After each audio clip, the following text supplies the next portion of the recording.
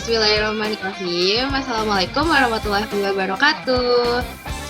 Balik lagi dalam Bidadari Bincang dalam Daring bersama aku Mutia Kamila yang akan memandu acara hari ini. Baik, bagaimana kabar kalian semua? Semoga sehat selalu dan senantiasa dalam rahmat Allah ya. Amin ya robbal alamin. Oke, di sesi hari ini kita mengambil tema tentang pelakor dan webinar. Dan aku udah mengundang dua narasumber kita yang bisa dibilang mereka mempunyai keterkaitan dengan pelakor dan webinar ini. Langsung saja aku perkenalkan narasumber yang pertama yaitu Resva. Assalamualaikum Resva, bagaimana kabarnya? Waalaikumsalam Muti, alhamdulillah baik. Muti gimana kabarnya? Alhamdulillah baik. Kita juga punya satu narasumber nih, yaitu Rati. Assalamualaikum Rati, gimana kabarnya? Halo Muti, waalaikumsalam. Alhamdulillah baik. Wah, udah lama banget ya nggak ketemu. Iya, udah lama banget nih, kita malah ketemunya malah lewat Zoom kayak gini ya. Ya. Pandemi ini bisa berakhir ya, dan kita bisa bertemu tatap muka langsung, amin. Amin. Oke, langsung saja pada topik hari ini untuk mempersingkat waktu tentang pelakor dan webinar. Sebetulnya pelakor dan webinar itu apa sih? Respa bisa jelaskan? Oke Muti, apa sih pelakor itu? Pelakor adalah akronim singkatan dari perebut laki atau suami orang.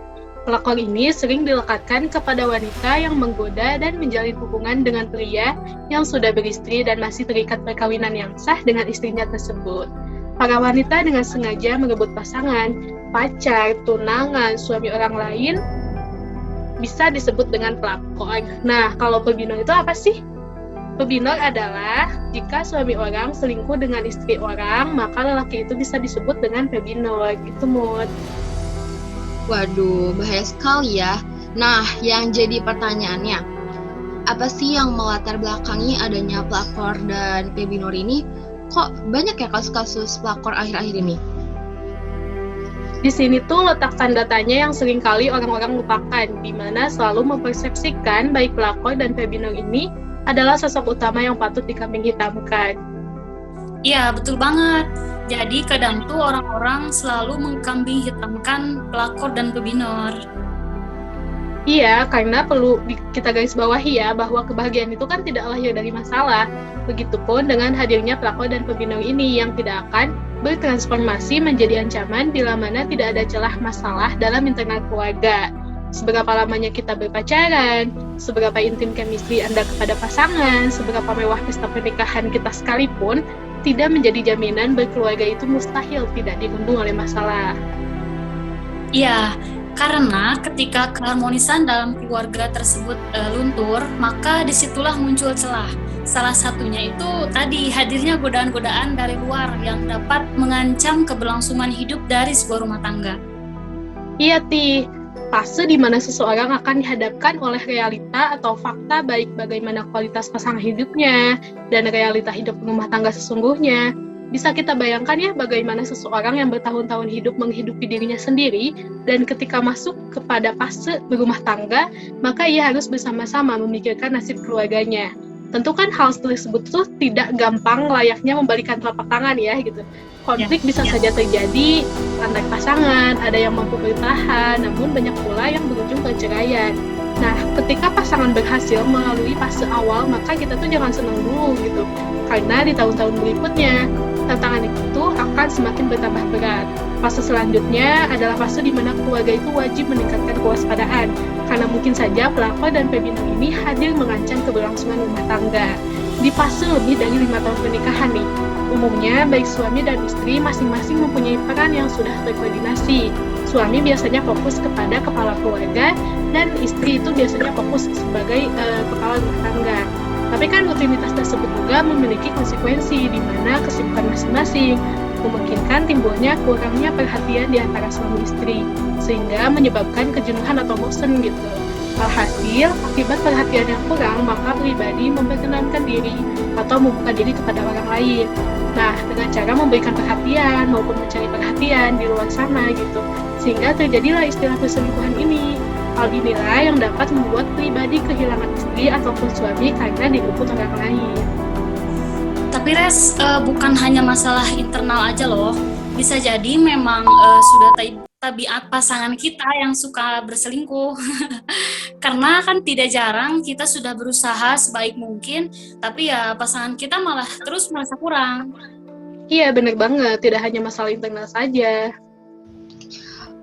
Oke. Jadi komunikasi dan perhatian itu sangat penting ya di dalam rumah tangga.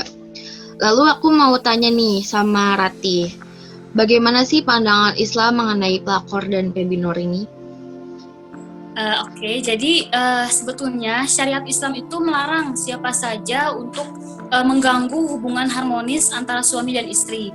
Sebagaimana sabda Rasulullah, barang siapa yang merusak hubungan seorang wanita dengan suaminya ataupun sebaliknya, maka dia bukan lagi bagian dari kami. Hadis itu diriwayatkan oleh Imam Ahmad.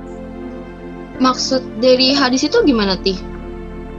Nah, dalam ensiklopedia fikih itu disebutkan, maksud dari merusak hubungan tersebut itu menjadi sebab perceraian antara pasangan suami istri, baik itu secara langsung mempengaruhi agar mereka bercerai, ataupun cara lain yang tidak langsung menyebabkan mereka bercerai.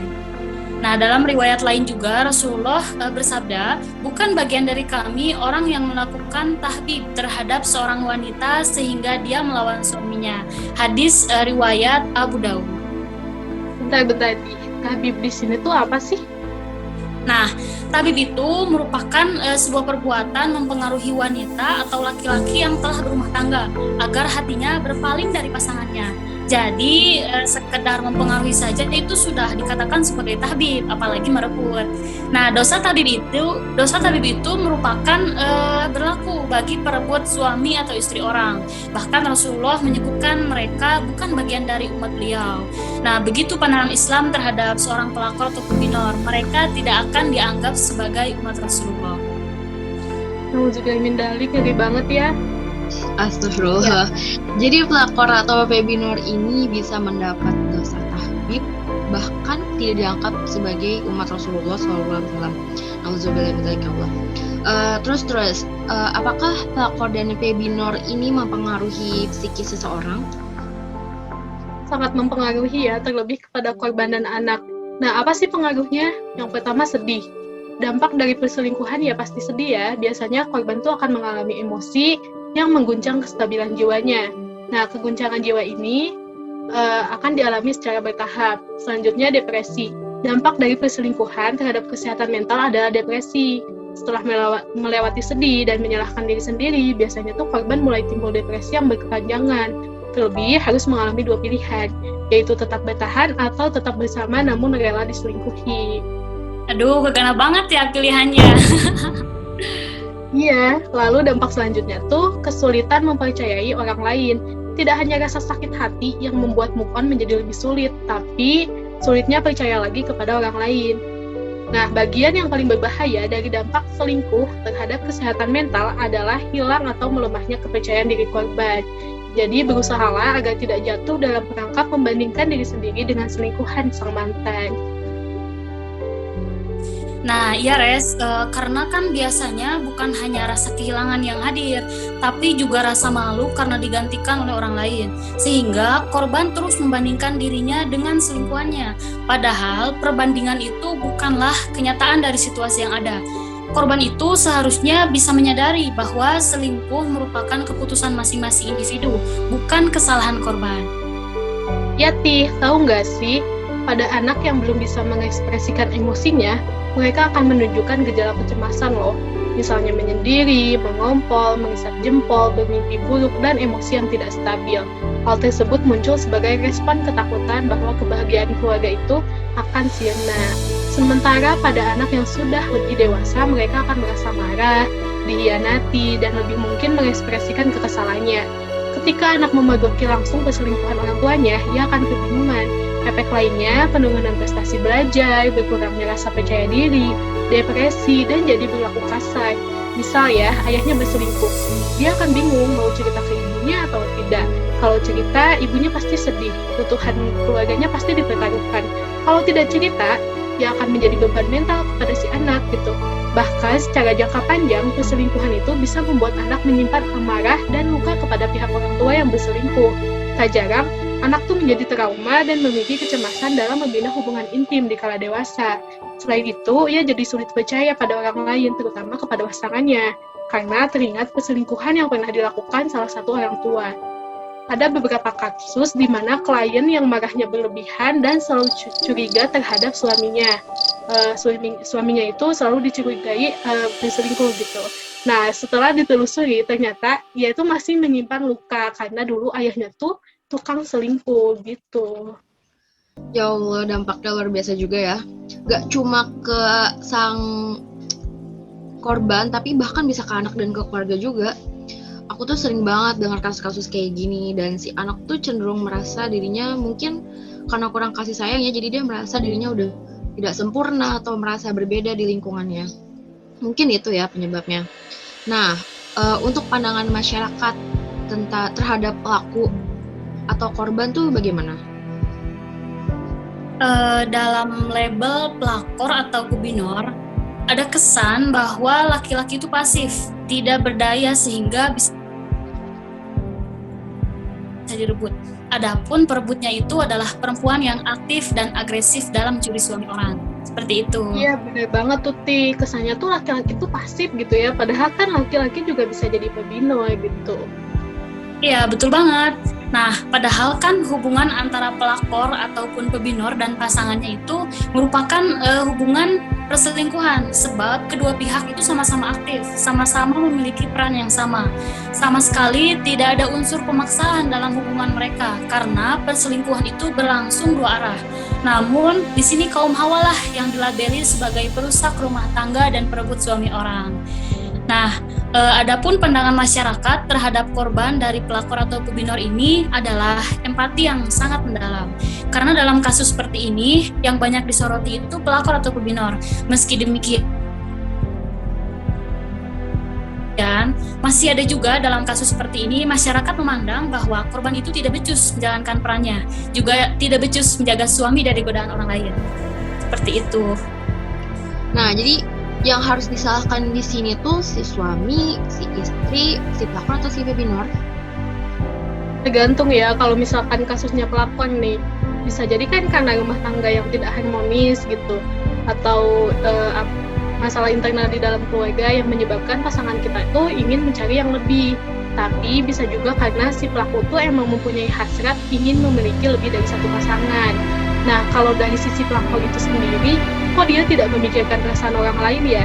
Bagaimana rumah tangga orang lain dan dampak yang akan terjadi akibat dia gitu. Nah, tapi kan menurut saya, kembali lagi, si pelaku tuh sebenarnya punya kontrol untuk mengendalikan hasratnya untuk tidak berselingkuh. Karena perselingkuhan itu kan dilakukan secara sadar. Banyak dari kita tuh ketika misal si suami yang berselingkuh, istri jadi dicap tidak bisa menjadi istri yang baik, tidak bisa memenuhi kebutuhan suami. Padahal kan tidak selamanya itu salah istri gitu. Kebanyakan karena suaminya aja tidak bisa mengendalikan hasratnya.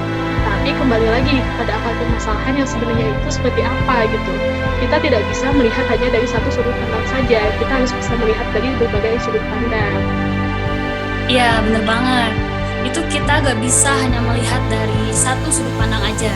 Jadi kita itu tidak bisa asal sembarang menjudge orang lain ya. Benar. Jadi pelakor atau pebinor tuh sebenarnya masih bisa taubat gak sih? Nah, pada hakikatnya setiap orang itu pasti tidak luput dari kesalahan dan Allah pun Maha Pemaaf. Tapi orang yang bertaubat itu ada dua macam nih. Yang pertama taubat nasuha dan yang kedua taubat sambal. Nah, taubat nasuha itu apabila diikuti dengan kesungguhan untuk menghindari perbuatan maksiat dan benar-benar tidak akan mengulanginya lagi. Nah, sedangkan taubat sambal atau taubat tomat, taubat terus kumat adalah julukan untuk orang yang bertaubat tapi selalu kumat dan selalu mengulangi lagi perbuatan maksiatnya. Nah, berkaitan dengan taubat ini, Allah berfirman dalam Quran Surat At-Tahrim ayat 8, yang artinya, hai orang-orang yang beriman, tobatlah kamu kepada Allah dengan sungguh-sungguh. Seperti itu. Tapi kan untuk mencapai taubat nasuha itu pasti berat ya? Iya, betul banget. Apalagi jika kita tidak bisa jauh dari biang kemaksiatannya. Begitupun dengan hubungan terlarang ini, entah atas dasar cinta atau kesenangan semata, sebaiknya hubungan terlarang itu harus segera diakhiri.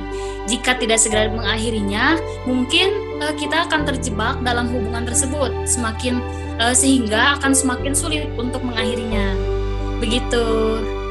Oh, jadi pintu taubat itu sudah pasti akan selalu terbuka ya? Iya, betul banget. Nah, satu lagi nih. Kita kan calon-calon ibu rumah tangga. Coba dong tips and triknya supaya kita tuh terhindar dari kata-kata pelakor atau kriminal ini. Boleh.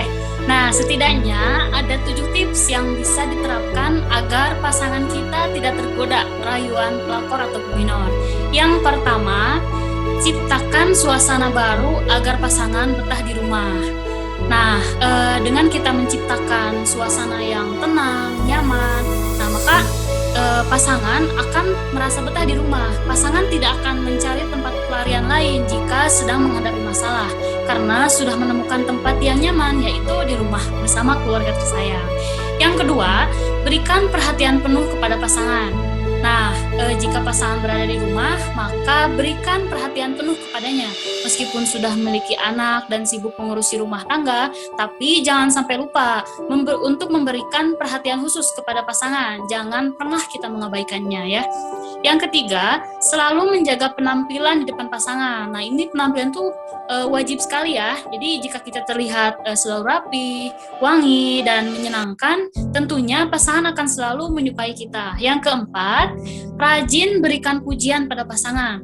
Nah, memberikan pujian kepada pasangan ini merupakan salah satu cara menunjukkan kasih sayang kita kepada mereka. Jadi pasti pasangan itu akan menyukai pujian kita yang tulus itu. Lalu yang kelima, berikan pasangan me time. Nah, jadi di tengah kesibukan yang melanda masing-masing, jadi kita jangan sampai mengekang pasangan kita. Lalu yang keenam, jangan biarkan pasangan curhat ke lawan jenisnya. Nah, seberat apapun masalah, usahakan agar pasangan itu tidak sampai curhat ke lawan jenisnya, karena itu bisa menjadi bibit-bibit kehancuran dalam rumah tangga. Nah, yang ketujuh, yang terakhir, berdoa untuk pasangan. Nah, sejauh apapun, sekeras apapun kita berusaha mempertahankan rumah tangga, tapi kita tidak bisa terlepas dari yang namanya berdoa ya. Kita harus mohon kepada Allah untuk selalu dilindungi keluarga kita dari godaan setan, itu pelakor atau pembinor itu ya. Nah, memohon agar keluarga kita bisa bersatu hingga di surga kelak. Nah, mungkin itu. Masya Allah, alhamdulillah, luar biasa sekali tipsnya Rati. Semoga kita semua bisa terhindar ya dari pelakor dan pembinor ini. Amin, amin. Amin.